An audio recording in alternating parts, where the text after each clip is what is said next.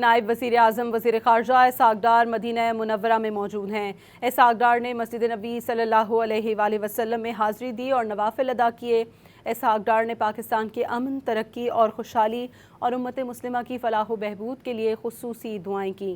اسحاق ڈار نے حضرت امیر حمزہ رضی اللہ تعالیٰ عنہ کے مزار پر حاضری دی اور غزوہ احد کے تمام شہداء کے لیے دعائے مغفرت کی۔ نائب وزیر اعظم وزیر خارجہ اسحاق ڈار مدینہ منورہ میں موجود ہیں۔ اسحاق ڈار نے مسجد نبوی صلی اللہ علیہ وآلہ وسلم میں حاضری دی اور نوافل ادا کیے۔ اسحاق ڈار نے پاکستان کے امن، ترقی اور خوشحالی اور امت مسلمہ کی فلاح و بہبود کے لیے خصوصی دعائیں کیں۔ اسحاق ڈار نے حضرت امیر حمزہ رضی اللہ تعالیٰ عنہ کے مزار پر حاضری دی اور غزوہ احد کے تمام شہداء کے لیے دعائے مغفرت کی۔ نائب وزیر اعظم وزیر خارجہ اسحاق ڈار مدینہ منورہ میں موجود ہیں۔ اسحاق ڈار نے مسجد نبوی صلی اللہ علیہ وآلہ وسلم میں حاضری دی اور نوافل ادا کیے۔ اسحاق ڈار نے پاکستان کے امن، ترقی اور خوشحالی اور امت مسلمہ کی فلاح و بہبود کے لیے خصوصی دعائیں کیں۔